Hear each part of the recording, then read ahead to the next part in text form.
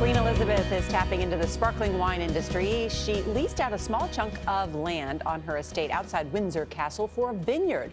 Well, the wine from those grapes sold out in its first 2 years of release. CBS News was the first U.S. network allowed inside the vineyard at Windsor Great Park.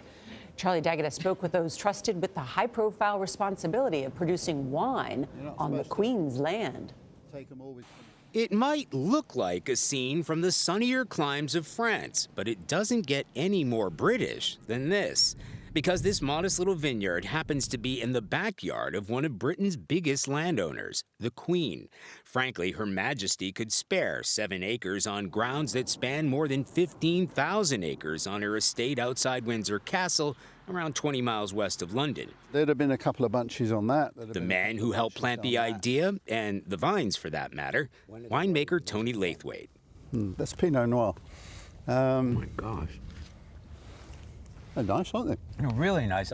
You could call Tony a next-door neighbor. He grew up in the town of Windsor and thought this patch of prime real estate just might work. I was enthusiastic because I thought, Windsor Great Park? Yes, that's, wow, yes. There's several places in there I could immediately think of. I mean, I know the place pretty well. Oh, yes.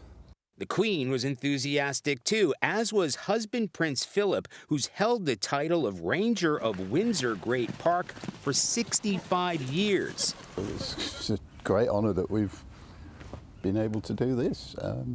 But we know we're being watched. We have to do it really well.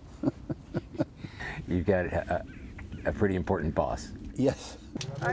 The land and the climate best suited sparkling wine. It's champagne in all but name. That belongs to the French and the region of Champagne. But the vines came from Champagne. The chalky soil is similar. It's processed exactly the same way, and at $45 a bottle, costs about the same as Champagne too. A southerly facing field gets more of the sunlight. And once all those grapes are gathered, Tamara Roberts is in charge of fermenting, bottling, and distribution.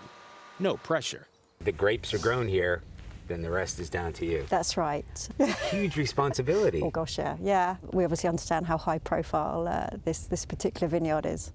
The Crown has joined a craze in British sparkling wine. In the last decade, vineyard acreage has grown by an astonishing 135%, something wine producers put down to warmer temperatures climbing north. If you compare where we are today to where Champagne was 30 years ago, that's pretty much where we were.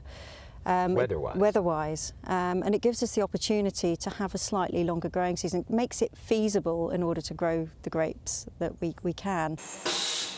This year's first vintage, just 3,000 bottles, were snapped up. Even now, there are pre-orders, including orders to the U.S. But is it any good? Wine expert Hugh Johnson. It is good. It's not as good as it will be. The raw material is very good. And when the vines are a bit older, it'll be very good indeed. For Tony Laithwaite, the person he wanted to impress most was the Queen herself. When we presented the first bottles, that was a day.